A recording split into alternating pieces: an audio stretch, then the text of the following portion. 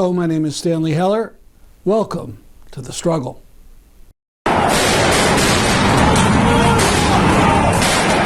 Two videos that explain the anger felt by Palestinians and Muslims.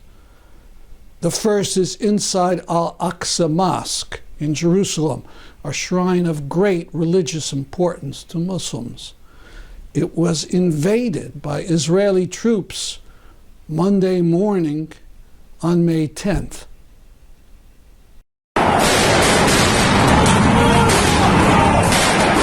Al Jazeera interviewed several people. A man named Nur Matur said snipers were on the roof of the gate of the mosque compound and began to shoot rubber bullets at everyone, women, men, everyone.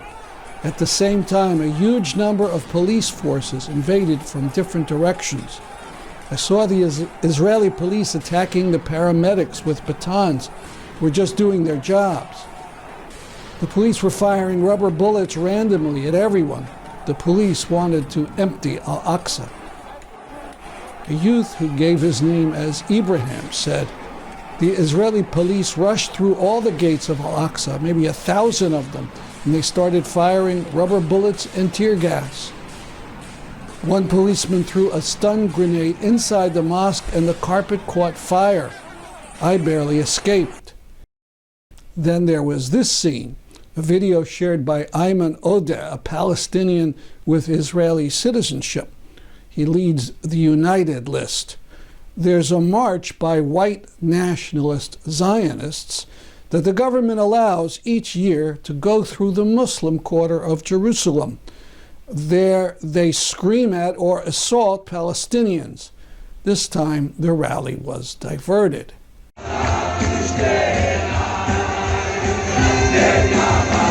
These many hundreds who appear to be very young were along the Western Wall, gleefully watching a fire and singing. It was a tree on fire outside Al-Aqsa.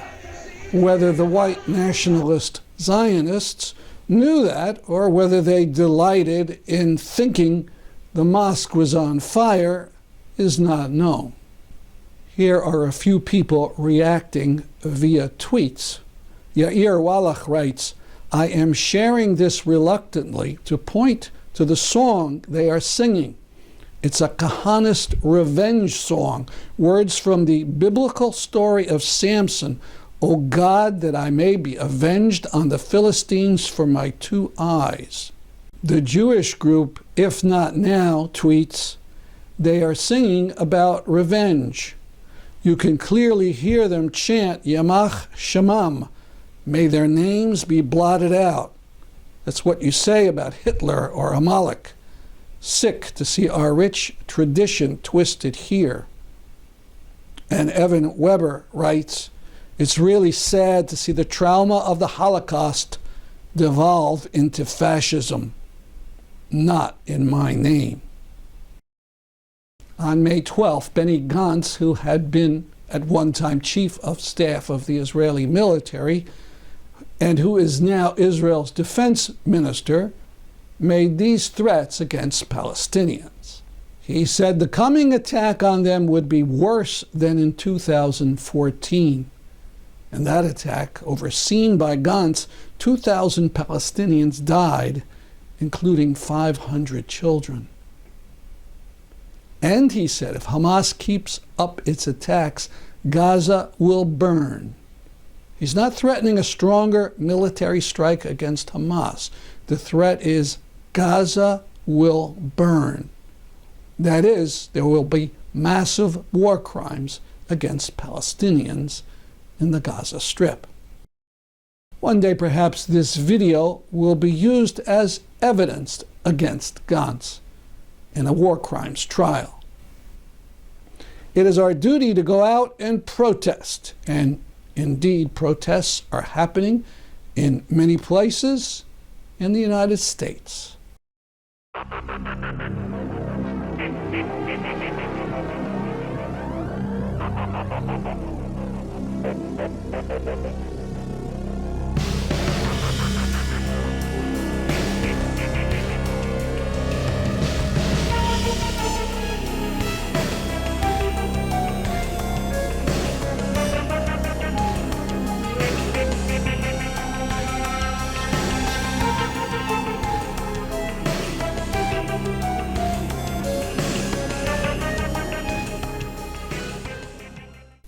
We received this video from Jewish Voice for Peace, a U.S. organization with 200,000 supporters. It reads, "When our Jewish elders and educators told us about Kristallnacht, we imagined it looked something like this: oppressors breaking glass windows as they stormed the stores, homes, and places of worship of the oppressed. This has been happening across historic Palestine for days."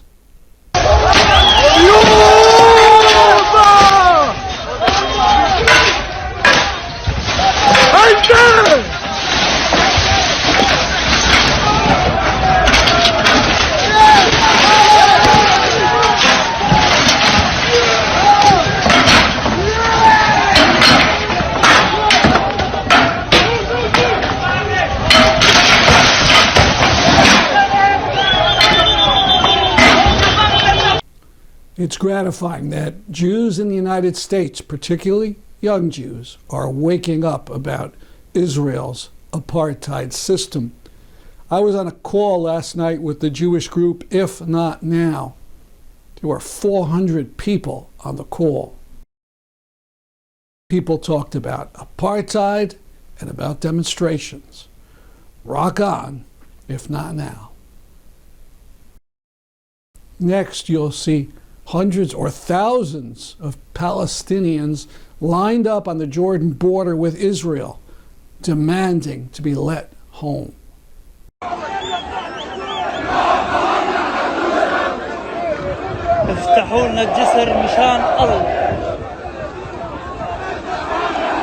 These are photos from a demonstration on the 11th in Washington, D.C. People walked from the State Department to the White House.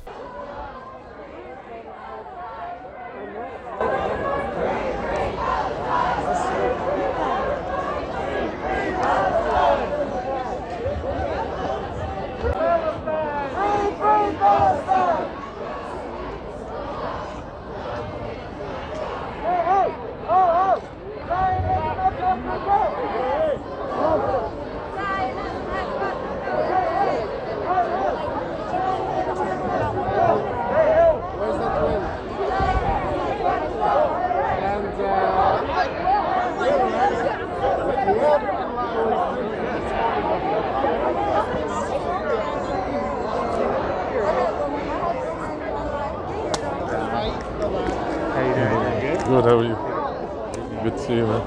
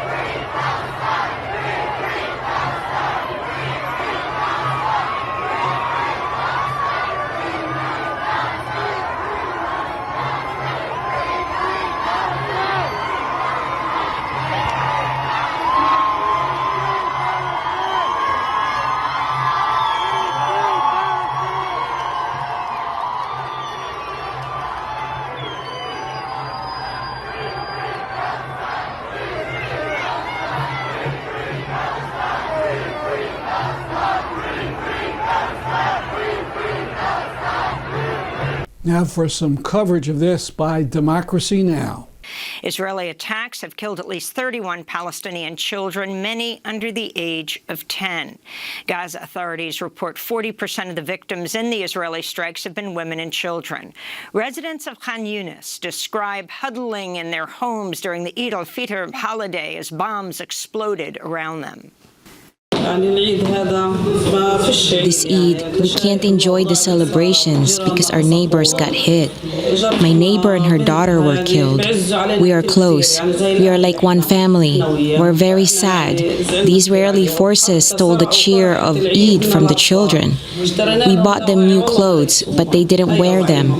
They are terrified and panicked. Over 830 Palestinians have been wounded so far this week, but Gaza's hospital systems are on the verge of collapse as doctors face shortages of medicine and recurring power outages. Many Palestinians in Gaza have been taking shelter in United Nations schools, even as the UN's Office for the Coordination of Humanitarian Affairs reports more than 24 Palestinian schools have been damaged by Israeli strikes. 8 people in Israel have been killed as Hamas continues to fire rockets from Gaza. Israel's rejected calls for a ceasefire. In a video message addressed to Palestinians, Israeli Defense Minister Benny Gantz blamed Hamas for the violence and threatened that, quote, Gaza will burn. They are sacrificing you for their personal interests. If citizens of Israel have to sleep in shelters, then Gaza will burn. There's no other equation. Elsewhere, Israeli authorities have arrested dozens of Arabs living in Israel in an attempt to quell an unprecedented uprising. Many are being held without access to legal counsel. Jewish mobs have been filmed attacking Palestinians across Israel on live television. President Joe Biden on Thursday reiterated his support for Israel's military campaign in Gaza, shrugging off concerns over the mounting Palestinian death toll. And one of the things that I have seen thus far is that there has not been a significant overreaction. Biden did not mention Palestine or Palestinians during Thursday's remarks from the White House. Did you hear that? Biden says there hasn't been a significant overreaction from Israel. And he can't even say the word Palestinian. Let me tell you, his policy inside the U.S. is one thing, but his foreign policy stinks. On Palestine, he's no different than Trump. We're currently at about 11 to 1, 119 Palestinians killed in Gaza as against 9 Israelis. And the biased rhetoric from American leaders, American politicians continues. I think that this is a perfect illustration of the bias that has been a feature of American policy for many, many years. You have in Washington an entrenched view, going back to what Hanan just said and what Representative Tlaib just said, that the Palestinians are less than human, are not important. They don't really count. 31 children have been killed. 1 Israeli child has been killed. Any child being killed is a tragedy, but that does not penetrate the consciousness of the politicians who make statements like this, whether the president or the Secretary of State or the Secretary of Defense. And I think it's tragic that a country that claims to be in support of human rights universally should basically consider a whole group of people less human and less entitled to rights. I think that what's happening all over historic Palestine today has brought us back to basics. It's really tragic that it should have taken this kind of ordeal for everybody, but in particular for Palestinians. But it has brought us back to the understanding that things that were done back in 1948, things that have been done since 1948, whether the occupation of 67 or whether the Nakba of 1948, have echoed and echoed and echoed down to the present. What happened in Jerusalem in Al-Aqsa, what happened in Sheikh Jarrah, what's happening now. Gaza is not just 2 million people in a strip of land, 356 square miles. These are people who were driven from their homes in 1948 and who have been denied permission to return to those homes and have been stripped of their property by Israeli laws. Nobody talks about this in Washington. Nobody talks about the fact that a terrible attack on a synagogue, which happened, for example, in Lid, a city that Israelis call Lud, has been featured in all the American media. The third holiest mosque in Islam, built in the 8th century, has been attacked repeatedly. Stun grenades, tear gas bombs have been fired into the precincts of the mosque as worshippers are praying in Ramadan I haven't heard a peep out of an American official about this. So we're really talking about something that, at the top, at least, of the American political pyramid, in my view, is really quite disgraceful. And I think things are changing at the bottom. I think people are fully aware of the complete iniquity in the way in which the United States deals with this. And I think they're beginning to be aware of the fact that American weapons being used to kill 31 children in Gaza and another 80 people, others, most of them civilians, are being used in violation of U.S. law. The U.S. law dictates that those weapons be used solely for defensive purposes. So when American officials bleat about Israel is engaged in self-defense, what they're doing is not just protecting Israel, they're protecting themselves, because otherwise those arms sales would be illegal and they would be complicit in illegal actions. So I think that it's disgraceful that we should hear such statements, but it is really interesting that other voices are beginning to be heard in the United States and around the world protesting this. Do you see a difference, Professor Khalidi, between the Trump administration and the Biden administration, between President Trump and President Biden, in dealing with Israel? Well, of course there are differences, but they play the same tune. They play it in a different register. The Trump administration essentially adopted the most extreme tenets of the most extreme Israeli government in history. It's a government that intends to create one Jewish supremacy state in the entirety of what they call the land of Israel. That's the Netanyahu agenda, and the Trump administration signed on to that completely. This administration, however, is still committed to the same kind of bedrock inequalities that every American administration for decades has supported. Whether this involves not talking about Palestinians at all, as no administration official has done all week, or whether this involves a kind of acceptance of Israeli terms like Israel's security. Israel's security is seen to mandate the killing of 119 people, most of them civilians, a dozen women, 31 children. That kind of thing, it was shared, that kind of logic, I should say, is shared between all of them, American administrations. You talk about going back decades. I wanted to go back to 1986, more than 35 years ago, when then Senator Joe Biden talked about U.S. support for Israel, saying if Israel did not exist, the U.S. would have to invent an Israel to defend its interests in the region. This is what he said.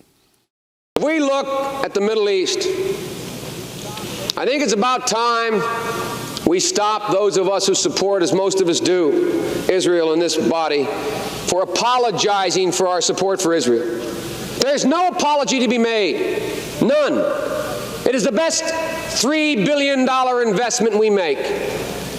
Were there not an Israel, the United States of America would have to invent an Israel to protect her interest in the region. The United States would have to go out and invent an Israel. That was Senator Biden in 1986. Has he changed his view? And talk about what he is saying, Professor Khalidi. Well, what he's saying is that Israel operates as a proxy of the United States in the Middle East. And what he's also saying is vote for me and continue to give me campaign donations. That's unspoken.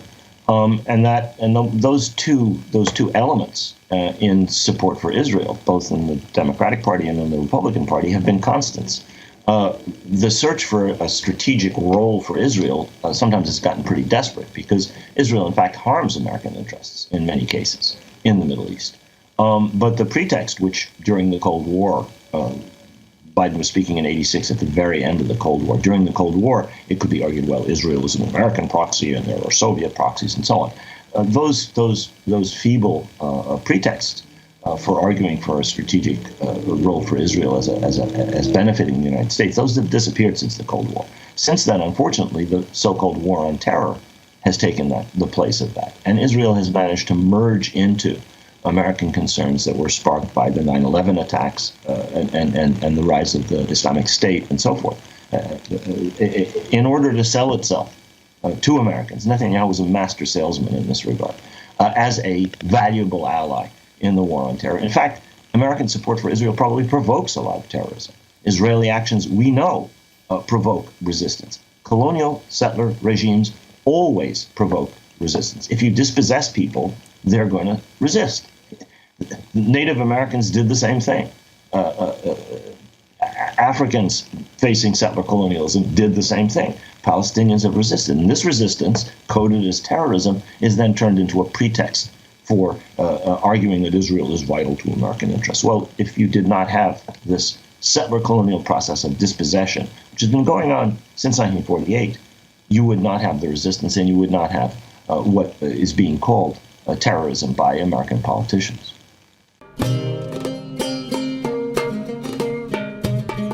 On May 11th, members of the Soulemane family came to Hartford, Connecticut, hoping to meet with Governor Lamont to talk about the killing of their son Mubarak by one of the governor's state troopers.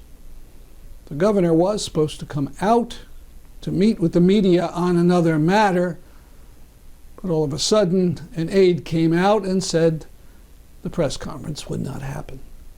It doesn't show that he cares. It doesn't show anything. So for as far as we're concerned, the blood is on his hands. And we don't want the blood is on his hands. We want to be able to respond, to be able to meet with the family, to speak to them, to let them know that here, I'm the governor of this state. And we need to be able to do the same justice that they had in Minnesota, that they do in the state of Connecticut. And we'd like to ask the governor why, when it's over a year since this killing occurred, the killing by state trooper north of Mariyann Soulemane, no report's been issued. This family wants this state trooper arrested. And we want to ask the governor why, after a year, no action has been taken by his appointed, the state's attorney. Yeah. Sure, so we talked to our team and could you also ask why he hasn't called for the firing of North? That should be in his area, one would think, the firing of the trooper who killed him.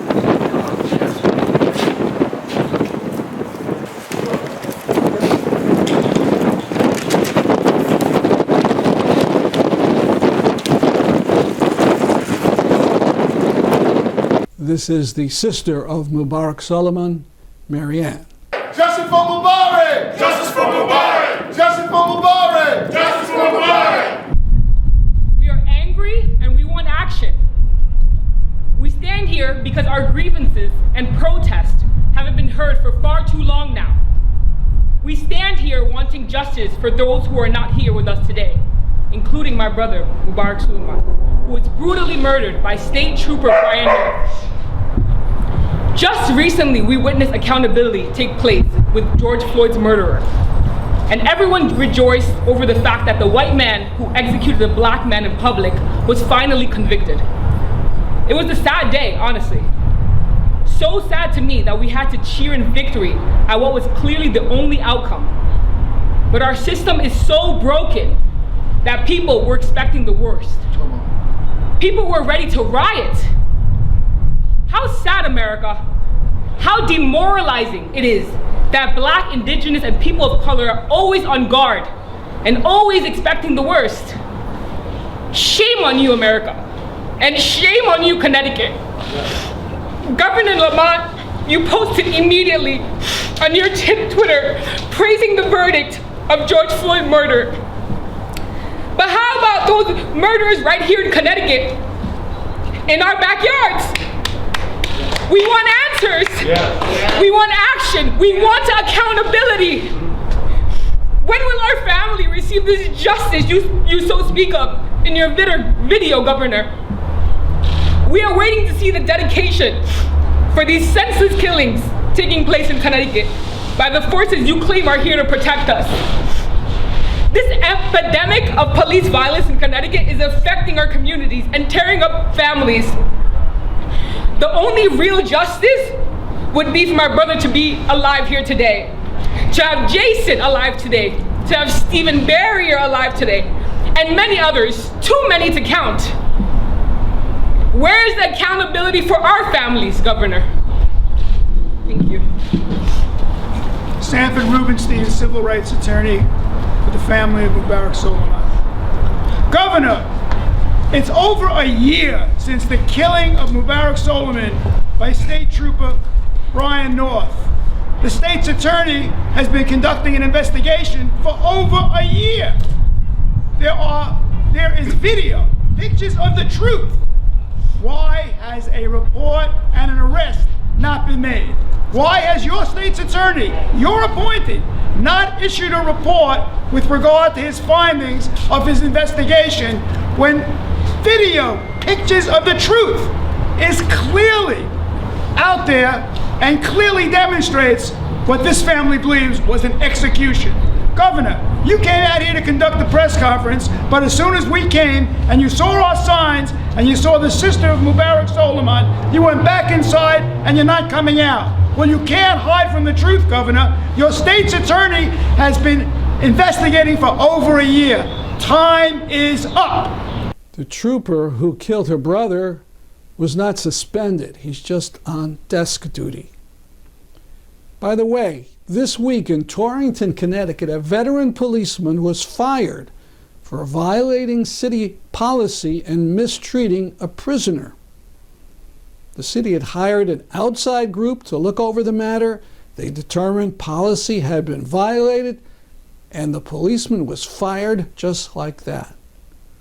But in the case of Soulemane, who was killed by a state trooper, there's been no outside investigation. And if the state police had an inside investigation, no one has heard the result. That's our program for today. It's time to come out and protest. I'll see you next week. I'm Stanley Heller for The Struggle.